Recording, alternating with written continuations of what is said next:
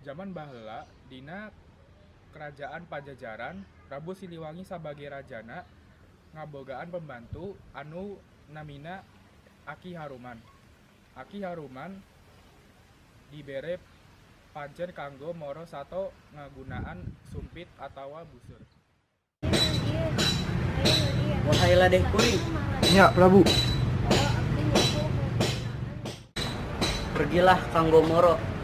Poe ieu anjeun kedah ngabantun wangsul saheunteuna hiji satburuan. Ya, Prabu. Haruman mios moro ka arah wetan.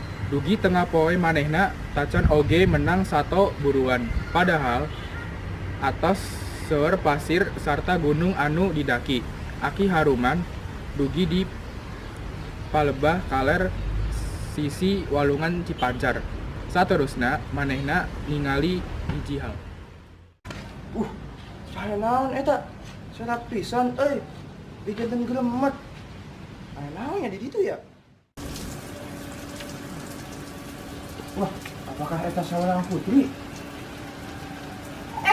Naon anu pigawe di ditu? Kana mimpi Papdi. Ente. Abdi teh nuju moro, ujuk-ujuk aya cahaya nu serap di dieu. Janten abdi nyamperin, sabab biar abdi jelemet. Ngomong-ngomong, Neng Gelis teh saha namina? Abdi teh kutukeun nasional nu Menggok. Anjeunna teh saurang panguasa wengkor limbangan. Oh, lamun eta mah abdi teh nyaho. Lamun kitu, abdi wangsul ti heula nya. Tuan abdi tos nungguan. Assalamualaikum. Waalaikumsalam. Ka karajaan. Sanajan manehna henteu ngabantu sato buruan. Prabu Siliwangi henteu nyarekan ka manehna sabab ngabantuan waros ngeunaan awewe gelis. Dumasar kana peristiwa eta, Prabu Siliwangi mere nani gunung eta Gunung Haruman. Prabu Siliwangi boga maksud memperistri wanoja kasebat.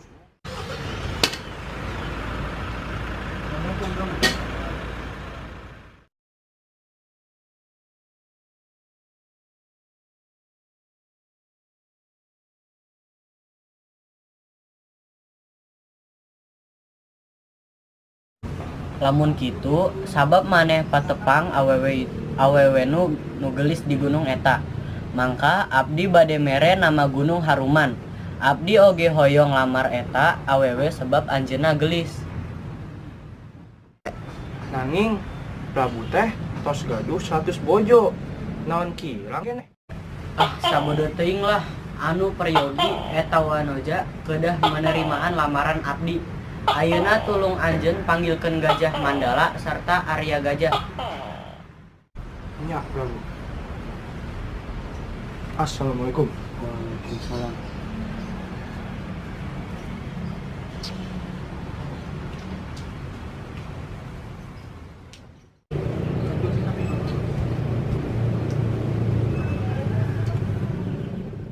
Aya naon Prabu? Naha manehna nyauran urang sini. Beurang ieu Aki Haruman patepang kalawan saurang wanoja gelis.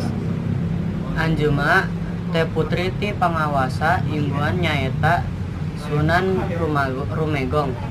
Sarta abdi mangikeun kanggo ngalamar. Lamun kitu, naon atuh tiasa urang bantos? Pergilah ke Limbangan kanggo manggihan Sunan Rumegong tepikeun yen abdi bade ngalamar putrina. Sarta beres serat ieu ka manehna. Maraneh henteu kenging wangsul lamun putrina tacan nampi lamaran abdi.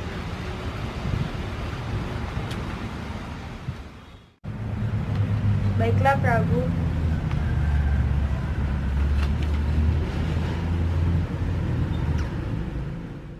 Serta Arya Gajah mios kalimbangan kanggo milampah parentah Prabu Siliwangi.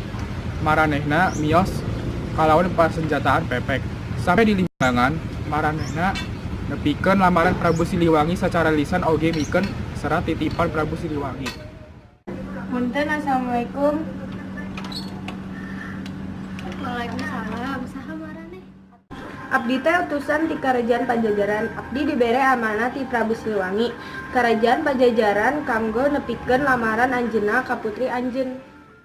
Oh, abdi nyaho ngeunaan Prabu Siliwangi. Anjeunna teh raja anu kakoncara pisan. Kalawan gembira abdi nyatujuan lamaran ieu. Nanging tangtos wae abdi kedah naros ti heula ka putri abdi ngeunaan kasediaannya. Baiklah, urang antos jawabanna sagancangna.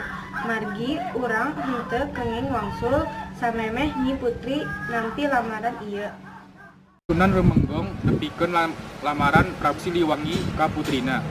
Tak disangka setelah sang putri malih nampik lamaran raja termasyur kasebat, bapana teras membujukna supados anakna eta hoyong nikah kalawan Prabu Siliwangi. Sang bapa hoyong pisan putrina nampi lamaran kasebat margi Prabu Siliwangi sanes sambaran jalmi. Manehna bade mendapat seueur kauntungan lamun sang putri nampi lamaran kasebat. Nyi, guru ka dieu. Aya naon atuh, Bu? Nih, aya surat ti Prabu Siliwangi. Naon ieu teh?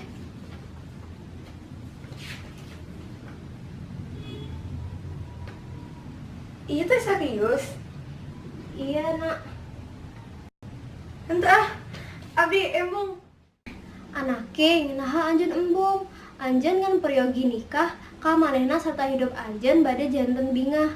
Eta henteu sulit. Tapi Bu, pamajikanna aya 100. Abdi emang dijadikeun anu ka 100 hiji. Tapi sanos anjeun pamajikan nu anu ka 100 hiji, anak anjeun jaga angger bade janten turunan raja sarta tiasa menang tahta ti mantena.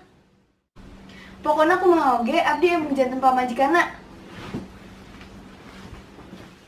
Kabur ti imah margi henteu tahan kalawan paksaan indungna. Manehna ngiles ti tetempoan jalmi, indungna nguarkeun pasukan sarta ngiring pilari anakna secara langsung di leuweung. Nanging angger teu aya anu tiasa mendapna, ngan seungitna anu tiasa kambe. Sanus kitu Nyi Putri angger tiasa ningali jalmi anu pilarina.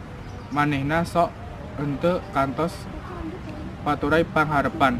Seiring mapan nawanci, Nyi Putri henteu tega ningali indungna anu atos sepuh kalelahan di leuwing margi pilarina. Sababaraha kali indungna ujuk-ujuk labuh.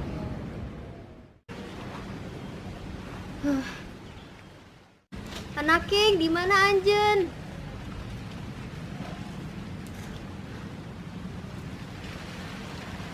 Ibu, Anake, kemana anjeun? Abdi kelari kemana-mana. kapunten tos midabel kempan.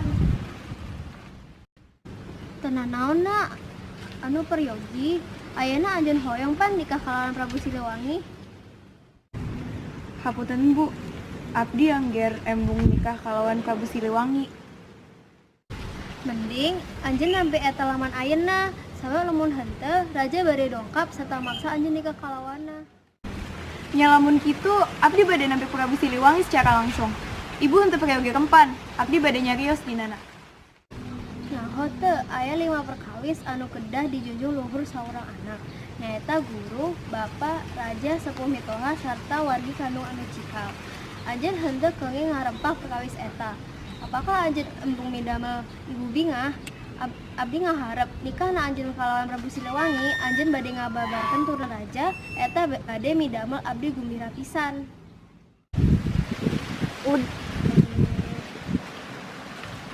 Apa satu Bu? Abdi hoyong nanti lamaranna. Akhirna Sunan Rumenggong manggihan Arya Gajah sarta Gajah Manggala kanggo ngabarkeun ngeunaan kesetujuan anakna. Arya Gajah sarta Gajah Manggala nepikeun eta perkawis ka Prabu Siliwangi. Prabu Siliwangi gumbira pisan kalawan keputusan eta. Prabu Siliwangi akhirna nikah sareng Nyi Putri. Beuk lami rasa tresna tumuwuh di jero hate Nyi Putri. Akhirna maranehana dikarunai 2 putra namina Basudewa sarta Limanjaya Sanjaya.